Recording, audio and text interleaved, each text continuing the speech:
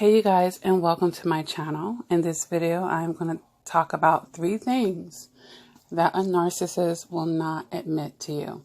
And some of you are probably chuckling, like, only 3, Lakia? Really? There's just 3?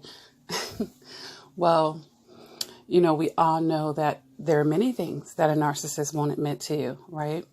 They're big time liars. They're always wearing a mask and trying to conceal themselves. They don't want to be obvious about anything. They're roundabout and passive aggressive about getting their needs met for the most part. All right.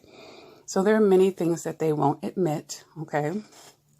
But what I'm going to give you guys are 3 really big things, 3 big dogs, not little white lies or anything, like 3 really big concepts and things that they're not going to admit to you on a psychological level. All right.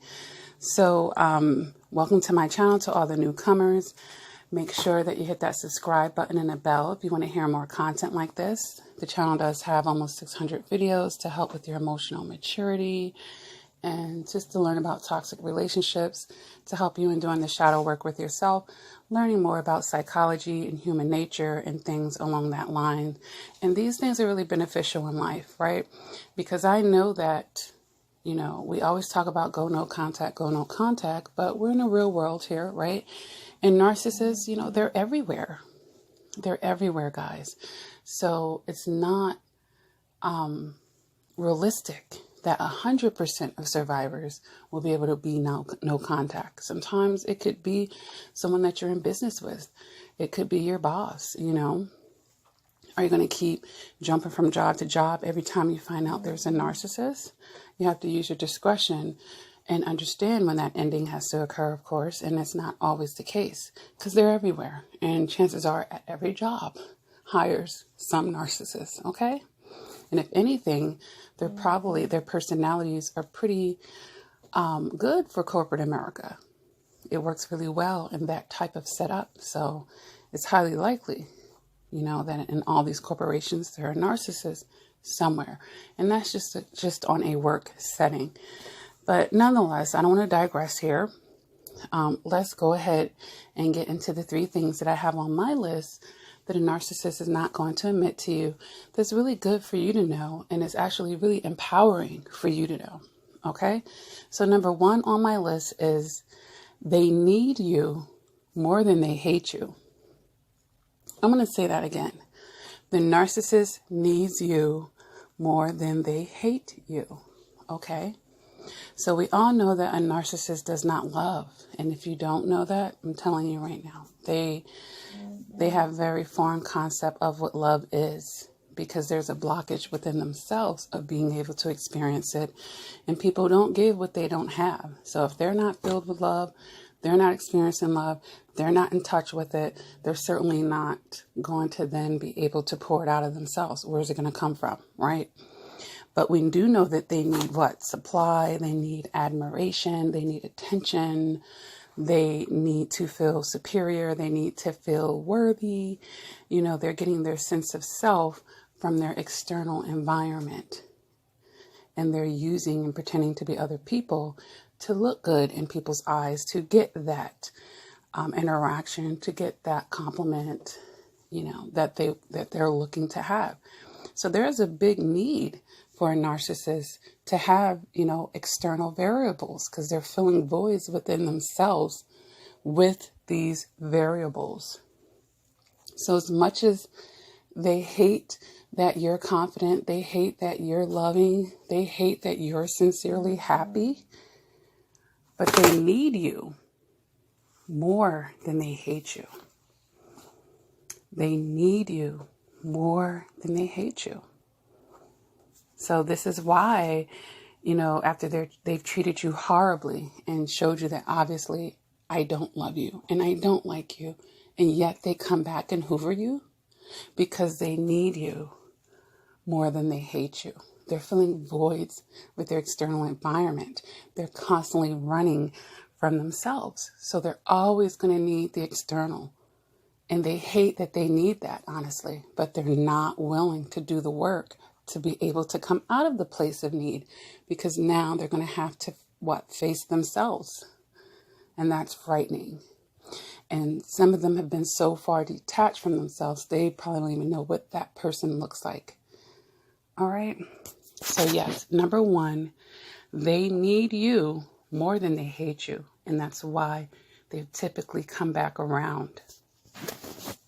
They need you to fill those voids. All right.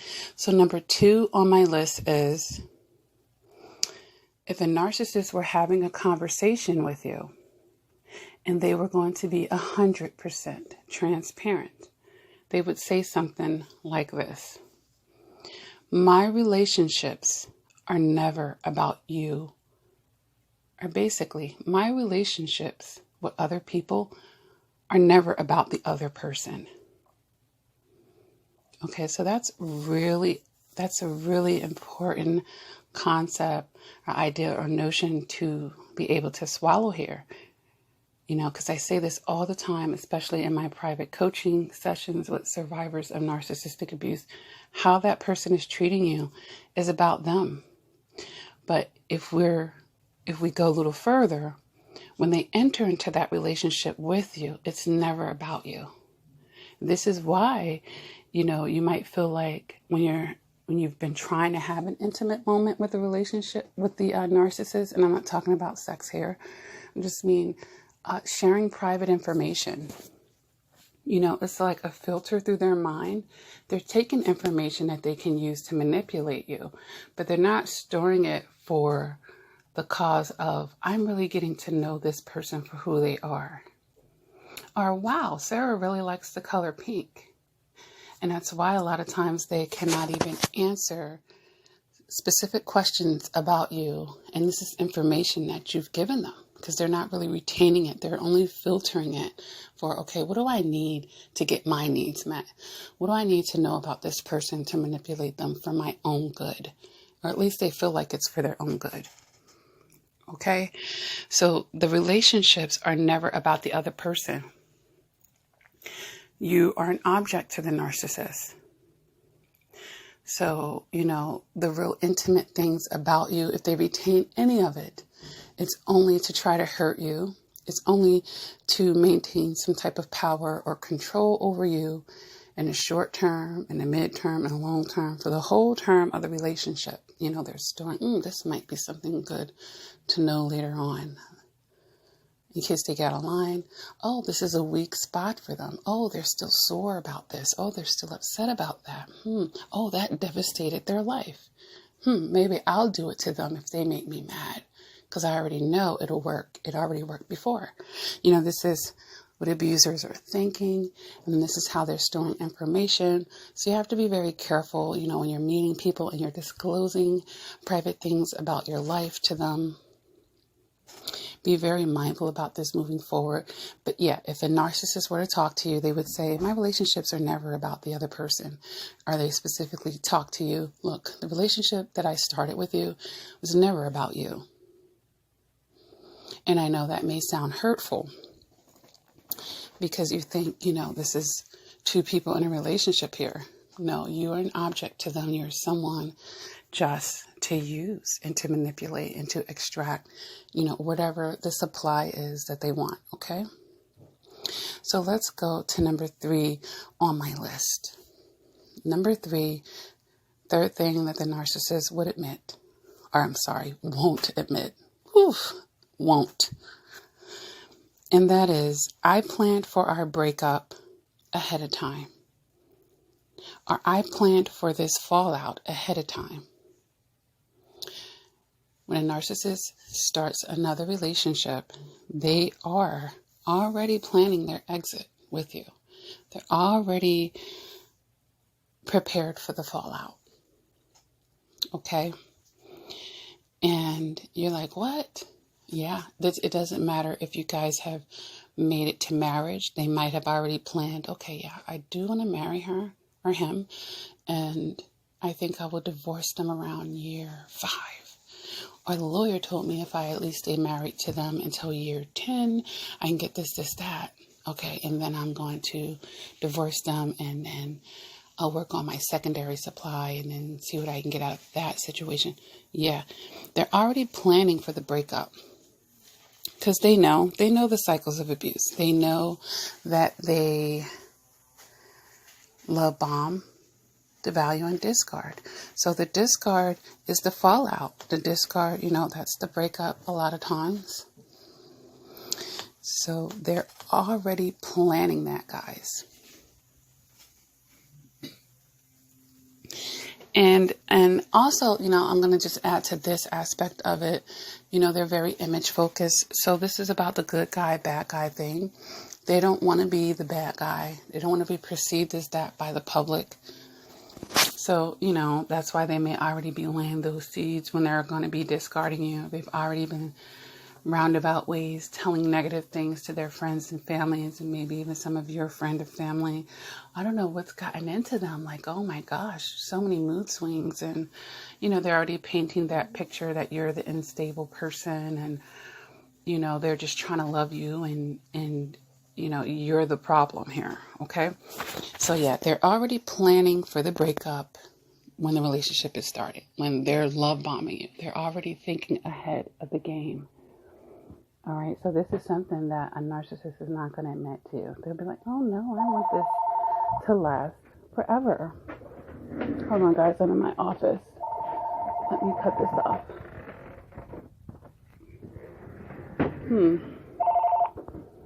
I'll call them back later. But yeah, this is what a narcissist won't admit to you. All right, they already have that exit strategy.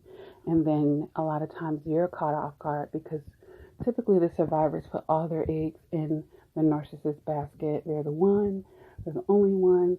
Or a lot of times I run into a situation where survivors, they're like, I don't date multiple people at one time. I can only do one at a time.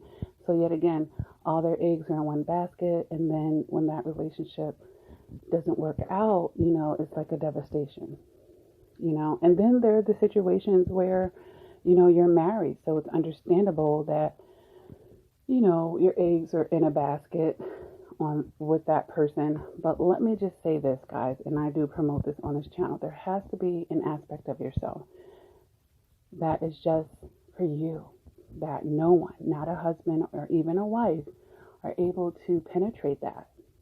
Because guess what? No human being on this earth is perfect. All right? And even though we go into that marriage, and you're being loyal to those vows, and to you it's until death do us part, and you don't foresee that divorce.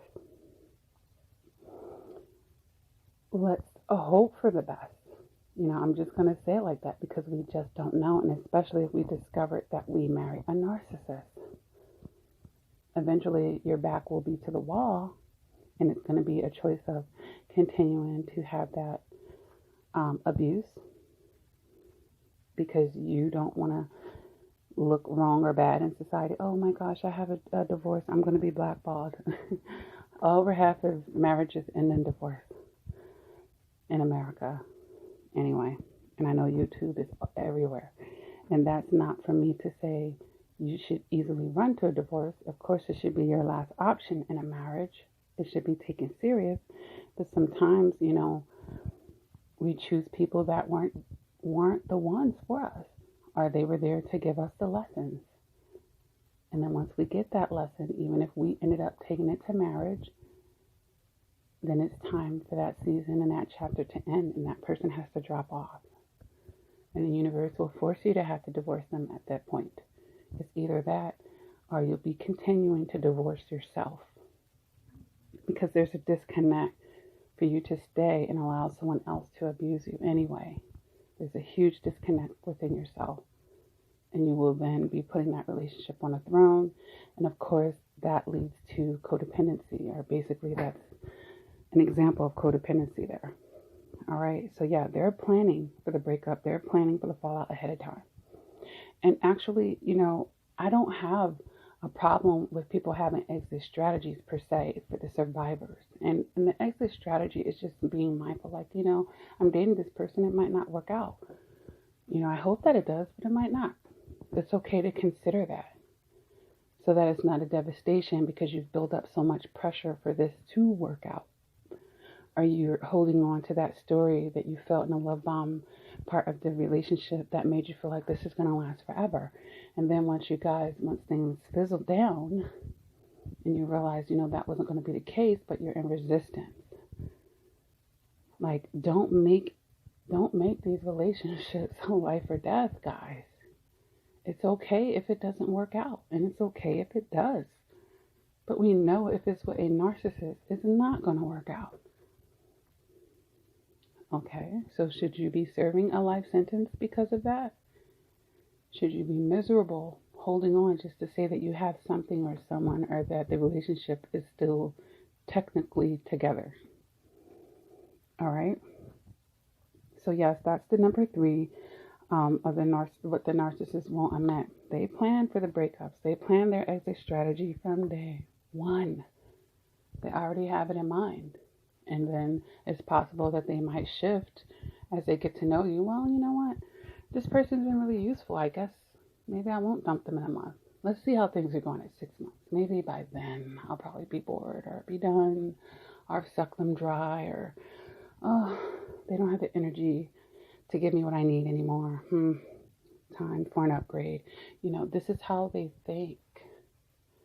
But on the flip side, I want survivors to I want to say scrutinize, but observe their relationships as far as, is this still working for me or isn't it? Is this bringing peace? Is this adding positively into my life or isn't it? And if it's isn't, then, why are you still there unless you guys are working on solutions to that? And obviously that's for a non-narcissistic relationship. All right, so let's go over those 3 things that a narcissist won't admit to you. Number 1, they need you more than they hate you. Number 2, their relationships are never about the other person. They're never caring about what the other person wants. All right, the other person is just an object. And number 3, they've planned for the exit strategy. They've planned for that breakup. They've planned for that fallout ahead of time. Okay? For multiple reasons. But they've done that. All right? Which is another reason why they typically aren't devastated when it's ending. It's usually because of something that they caused anyway. All right? But knowing this actually could put you in the power position in that relationship. Because if you break up with them, unless they provoked you to do the breaking up so that they could say, well, they're the ones who broke up with me. But if it's not that situation and you intercept their plan prematurely, that's a power move. Okay? That's a power move. If you have enough self-love within yourself to say, you know what? I have to be reciprocated. I'm not going to be in a relationship where it's never about me and it's all about them. If I have to tolerate someone's disdain for me, or if someone is basically merely tolerating me as opposed to wanting me around out of a need, then I don't need to be there either. Okay, guys? So I hope that this, is giving you a deeper glance into a narcissist's mind. And, maybe 3 things that you haven't considered, or maybe, if even one of them was something that you never considered before, that's good. That's good for you to know. All right. So if this video resonated with you, go ahead and hit that like button. Feel free to subscribe to my channel if you haven't done so. Hit the bell so that you're notified. I do upload regularly. I do offer one-on-one coaching sessions for those healing from narcissistic abuse, toxic relationships, for those doing the shadow work on themselves. Okay. I have a free support group over on Facebook. And I have to say free because people actually, is the support group free? Yes, it's free. Over there on Facebook, lots of other survivors who've been there and done that, who understands the journey and the pain, the disappointment, but they also understand the breakthroughs as well. Okay, go over there and connect with other survivors, especially if you're feeling like no one understands this. All right. You can go to my website, lakiacrawford.com, to schedule your one-on-one with me, voice calls, FaceTimes, email coaching, because writing is therapeutic, and see about all my other products, books I've written to help you with your healing, and no narc merchandise. You can have fun with your fashion statement. against narcissistic abuse, and have fun with fashion. All right. With that being said, guys, what do I say at the end of all of my videos? Never give up on yourself. Continue to do the work. And until next time, please take care.